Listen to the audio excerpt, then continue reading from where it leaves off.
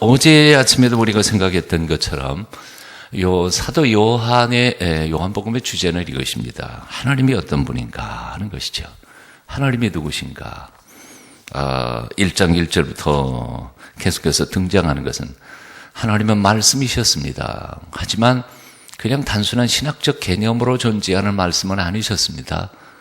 그분은 생명으로 빛으로 피조물들이 죽어가는 이 땅에 스스로 사람이 되어 오셔서 사람들의 죄값을 대신 짊어지시고 죽어가시면서 사람을 살려내기 위한 속죄의 양으로 오신 살아계신 하나님이십니다.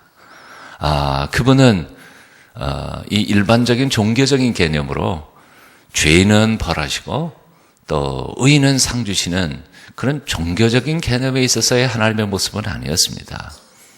오히려 종교가 아니라 그분은 법을 제정하실 수 있고 심판하실 수 있는 단 하나의 거룩하신 분이신데에도 불구하고 친히 당신이 죽어서 죄인을 살려내시는 일반 종교적인 개념으로는 도저히 이해할 수 없는 이상한 하나님이시죠. 바로 그분이 성육신 하셔서 이 세상에 오신 분이 바로 예수 그리스도시다. 이게 사도 요한이 요한복음에서 설명하고 있는 바로 하나님의 진정한 참된 모습입니다. 자, 오늘 본문에 들어가다가 보면 서기관과 바리새인들은 종교인들이었습니다. 그러나 예수님은 그들이 생각하는 그런 하나님의 모습이 아니라 죽으러 오신 연약한 것 같으면서도 사랑의 화신의 진 예수님이셨는데 그의 제자들조차도 똑같은 이 바리새인들과 서기관들의 생각하고 똑같은 생각을 하고 있음을 오늘 본문에서 우리는 발견하게 됩니다. 오늘 9장 1절에 보면 이렇게 시작하죠. 여러분 9장 1절, 2절, 3절까지 우리 같이 한번 읽어보실까요? 9장 1절, 2절, 두 절만 우선 읽겠습니다. 9장 1절, 2절 시작. 예수께서 길을 가실 때에 날 때부터 맹인된 사람을 보신지라 제자들이 물어 이르되 랍비여 이 사람이 맹인으로 난 것이 누구의 죄로 인함이니이까 자기니이까 그의 부모니이까. 자, 서기관들과 바리새인들이 어제 아침에 우리가 읽었던 것처럼 그들의 관심은 죄인과 의인으로 세상 사람을 쫙 갈라놓고 그리고 죄인에 대해서는 하나님이 심판하시고 의인들은 칭찬하신다고 상 주신다고 생각했습니다. 그런데 사실은 사람 되어 오신 예수 그리스도는 죄인을 구원하러 하나님이 죽으시는 그런 속죄의 양, 사랑의 화신으로 오신 모습이었습니다. 서기관과 바리새인들이 생각하는 하나님의 모습과 예수님이 생각하는 하나님의 모습 전혀 다른 것이었죠. 자, 그런데 오늘 본문 말씀 보면 제자들은 예수님의 생각을 따라가는 사람들이 아니라 서기관과 바리새인들의 생각하고 똑같은 사람들이었습니다. 자, 맹인, 태어날 때부터 맹인이었던 한 사람을 보고는 예수님께 이렇게 질문하는 겁니다. 예수님, 저 사람이 저렇게 눈 못 보는 게 누구 죄 때문입니까? 부모님 죄 때문입니까? 아니면 자기 죄 때문입니까? 자, 종교적인 관점에서 보면은 항상 이런 얘기를 하죠. 부모 탓이냐, 자기 탓이냐, 누구 죄 때문이냐, 내가 지금 현재 이렇게 고난당하는 것은 도대체 누구 때문이냐, 탓을 하거나 아니면 그 고난의 핑곗거리를 찾는 것이 사실은 일반적인 대부분의 종교인들의 모습이죠. 그러나 주님께서는 이렇게 대답하십니다. 3절 여러분 한번 같이 읽어볼까요? 3절 함께 읽습니다. 시작. 예수께서 대답하시되 이 사람이나 그 부모의 죄로 인한 것이 아니라 그에게서 하나님이 하시는 일을 나타내고자 하십니다. 예수님께서 보시는 눈과 바리새인들 또는 서기관들 또는 제자들이 보는 눈과는 전혀 시각 차이가 있습니다. 예수님은 인간의 고난과 역경을 바라보시면서 누구 잘못이냐 하고 탓과 핑계를 찾아내기보다는 이것을 통해서 하나님이 영광을 받기를 원하셔서 이런 일이 허락된 것이다 라고 하나님의 경륜과 섭리에 초점을 두시는 겁니다. 자, 분명히 예수님의 제자가 되었습니다. 그리고 예수님의 제자로서 뒤를 쫓아갑니다. 하지만 아직 제자들은 예수님 편에 서 있는 게 아니라 여전히 그때 당시의 종교적인 문화인 서기관과 바리새인들의 사고방식과 그 문화적 틀을 벗어나지 못하고 있었다는 사실입니다. 중요한 건 그들의 문제가 아니라 사실 오늘 우리들의 신앙의 자세이지요. 우리는 어떻습니까? 우리는 어떻습니까? 우리는 가끔씩 무의식적으로 그동안 우리가 배웠고 익혀왔던 종교적 틀을 가지고 나의 고난의 문제에 대하여 얼마나 남 탓을 많이 했는지 모릅니다. 내가 왜 이렇게 어려워? 이 조상 탓, 다 네 탓. 너 잘못 만나가지고 내 인생이 이렇게 고달퍼. 부부간에도요. 심지어 그동안 한국 사회의 그 문화적 틀에 의하면 저 며느리 하나 잘못 들여가지고 우리 집안이 이렇게 망했고 어쩌고 그런 얘기들이 나오지 않아요. 여러분 안 거세요?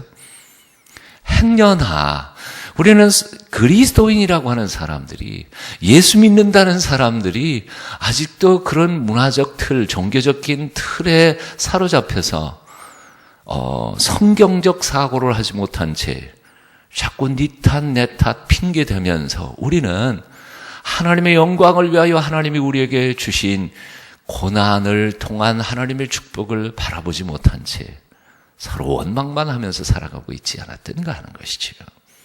어떻습니까? 눈을 돌리셔야 합니다. 이번 사순절 새벽 기도의 기간 동안에 우리의 시선을 바꿔야 될 줄로 믿습니다. 어떤 분이 참 재미있게 표현을 했더라고요. 공자가 죽어야 교회가 산다. 조금 더 가면 공자가 죽어야 나라가 산다. 그런 책도 쓴 것 같은데요. 그 얘기는 무슨 얘기인가 하니 공자, 유교적인 전통이 교회 안에서 성경적인 하나님의 가르침을 왜곡되게 가르치고 있더라는 거죠. 여러분 오해하지 않으셨으면 좋겠습니다. 한국 문화적 틀에 있어서 아름다운 전통까지 부숴버리자는 거 아닙니다. 예? 우리 조상들이 물려준 문화적인 그리고 아름다운 문화적 유산들까지 우리가 부숴버리고 새로운 것 만들어 갈 수 있는 건 아닙니다. 좋은 건 물려받아야 합니다. 소중한 문화적 틀들은 우리가 우리 후손들에게 남겨주어야 합니다. 하지만 분명하게 성경적인 시각과 정반대가 되는 것을 우리가 성경에서 읽어가면서도 여전히 성경의 가치와 하나님의 명령은 무시한 채 바로 전통만 강조하고 있다 그런다면 교회가 하나님의 교회가 아니라 사람들의 생각과 사람들의 틀에 매여서 교회가 교회답게 성숙하지 못할 것이라고 생각합니다. 여러분 우리의 생각을 정직하게 돌아봤으면 좋겠습니다. 나의 지금 생각 혹은 가치관, 나의 세계관, 나의 인생관이 성경 위에 기초한 생각인지 아니면 상식적인 신앙생활을 하고 있는 것인지 이것을 판단하기 위해서 우리는 정말 성경 공부를 열심히 해야 합니다. 성경에서 하나님이 우리에게 가르쳐 주시는 말씀이 무엇인지를 배우고 익히기 전까지는 우리는 상식적으로 판단할 수밖에 없습니다. 많이 배우셔야 합니다. 지도자일수록 열심히 배워야 합니다. 그리고 하나님의 뜻이 무엇인지에 대하여 하나님의 말씀 앞에 겸손히 순종할 수 있는 저희가 되어야 할 줄 압니다. 자, 한번 따라해 보십시다. 믿음의 눈으로 보자. 남 탓하지 말자. 하나님의 영광만 나타나기를 열망하라. 네. 맹인 보고 저거 누구 죄예요? 부모 잘못이에요. 지 잘못이에요. 이것은 종교적인 틀 혹은 세상적인 사람들이 판단하는 것이지만 우리 예수 믿는 사람들은 백사만사 우연히 세상에서 이루어지는 일은 하나도 없다고 믿는 게 바로 우리 그리스도인들 아니에요? 하나님의 허락하지 않고 이 세상에 이루어질 일이 있습니까? 세상에 우연이란 있습니까? 없습니다. 온 세상과 우주와 역사의 주인이신 하나님이 허락하지 않은 일들이 일어날 리가 없지 않아요. 그렇다면 그 속에서 하나님의 경륜과 섭리를 찾아내야지. 그리고 하나님의 경륜 앞에 기다릴 줄 아는 너 때문에 하는 게 아니라 내 가슴을 치면서 이 고난과 역경을 통해서 하나님이 어떤 경륜과 섭리가 일어나기를 원하십니까? 하고 기다릴 줄 아는 하나님의 사람들이 될 때 우리를 통해 하나님이 영광 받으실 줄로 믿습니다. 자, 예수님께서 그 맹인 진흙을 이겨가지고 눈에다 발라서 실로암 가서 씻으라 그리고 보내셨습니다. 이 부분을 아무리 읽어도 아무래도 너무 미신인 것 같아요. 그렇지 않아요? 그래서 사실은 저희들의 생각뿐만 아니라 신학자들 중에도요, 사실 외경이나 혹은 위경 같은데 이런 일들을 굉장히 많이 적어 놓거든요. 그래서 이렇게 미신적인 표현들을 기록 많이 해놓은 것을 위경이나 외경으로 이렇게 분류해서 이건 정경하고는 좀 틀린 거다. 이렇게 분류를 해 놓습니다. 근데 요한복음은 정경인데도 이런 걸 기록해 놓고 있다는 사실이죠. 근데 여기서 굉장히 중요하게 생각할 게 있습니다. 자, 예수님께서 꼭 진흙을 이겨가지고 이렇게 발라서 가서 씻어야 이 눈이 낫게 하실 수 있을까요? 아니면 예수님께서 다른 복음서에 다른 기적들도 많잖아요. 눈 떠 그러면 뜰 수 없었을까요? 예? 눈을 열고 볼지어다 그러면 볼 수 있었으리라고 우리는 믿습니다. 그렇지 않아요? 말씀으로 세상을 창조하신 분이신데 가능해요. 근데 굳이 진흙을 침에다 해가지고 이거는 마치 미신들이라 뭐 하는 것처럼 이렇게 보이지 않아요. 그런데 여기에 영적인 진리가 포함되어 있는 것 같습니다. 뭐냐? 보냄을 받은 자다. 실로암의 뜻이 뭐예요? 하나님이 보냈습니다. 가서 씻고 와라. 그냥 하셔도 될 수 있지만 이렇게 미신적인 행위를 통해서 주께서 명령하실 때 믿고 가서 씻고 오는 자는 낫는 것이죠. 순종의 행위를 주께서 보신 겁니다. 순종을 보신 거죠. 저나 여러분이 머릿속으로 자기 이성을 가지고 판단합니다. 이런다고 낫나? 평생 태어날 때부터 내가 맹인이었는데 뭐 실로암 못에서 세수 한두 번 했나? 평생 살면서. 실로암은 사실은 예루살렘의 가장 그때 당시에 우물가였으니까 거의 거기는 뭐 매일 들리는 곳 아니에요. 물도 먹어보고 눈도 밤낮 씻어봤는데 이제 새삼스럽게 가서 씻는다고 눈이 열리겠나. 그리고 안 믿고 불순종했더라면 눈은 안 떠졌을 거예요. 네, 보냄을 받아 보냈으니까 가서 씻고 올 때 낫게 되었다는 거죠. 자, 갈멜산에서 엘리야가 7번 엎드려 기도할 때 3년 6개월 동안 가뭄이 물러갔고 엄청난 비가 하늘로부터 쏟아져 내렸습니다. 나아만 장군, 아람의 군대 장관인 나아만 장군은 요단강에 가가지고 7번 목욕을 하고 문둥병이 나왔습니다. 나아만 장군이 그렇게 말하잖아요. 야, 우리 고국의 강, 레바논 쪽의 물이 요단강 물보다 훨씬 더 깨끗하거든요. 요단강 아마 가보신 분들은 알겠지만 개울물이에요. 제가 낳고 자라난 소양강 물보다 형편없어요. 개울물, 조그만 개울물. 그래서 가까운데 이 좁은 데는요, 그냥 이렇게 건너가도 뭐 옷 안 벗고도 그냥 건너가도 건너갈 수 있는 조그만 개울물, 시골물. 그런데 이 나아만 장군이 자기 고국 레바논의 그 강물들, 그 멋진 강물들을 보면 맑은 물에 비하면 이게 얼마나 형편없습니까?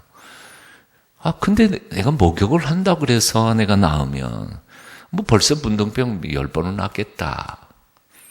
그 옆에 있던 시종이 얘기하잖아요. 하나님의 사람이 어떤 것을 명해도 하실 만한데 그까지 목욕 7번 못 하시겠습니까? 목욕 7번 하고 어린아이 살 것처럼 나았다. 그 순종의 행위인 거죠. 히브리서에 보니까 이런 말씀이 있습니다. 그가 아들이시라도 받으신 고난으로 순종함을 배워서 온전하게 되었은즉 자기를 순종하는 모든 자에게 영원한 구원의 근원이 되시고, 예수님도 하나님의 아들이신데에도 불구하고 아버지 앞에 순종함을 배워서 그래서 온전함에 이르심으로 우리의 구원의 근거가 되셨다. 히브리서의 가르침이 겁니다. 자, 도대체 미신이냐 아니냐를 누가 판단해요? 내 이성이 판단하지 않아요. 그러면 이 이성은 하나님 말씀보다 더 나은 거예요? 그건 건방진 소리죠. 하나님의 말씀을 읽으면서 이게 이 미신이다, 아니다. 이걸 판단하는 게 내 머리로 판단한다는 것은 내 머리가 하나님 머리보다 좀 낫다고 생각하는 건방진 생각이 아니냐 하는 거지요. 신앙생활할 때 함부로 자기 머리를 과신하지 않으셨으면 좋겠습니다. 말씀 읽을 때 무조건 아멘 하십시오. 어련하시려고 하나님이 어련히 전능하시려고 하나님이 명하셨으면 순종할 때 하나님의 기적이 우리의 삶 속에 나타날 줄로 믿습니다.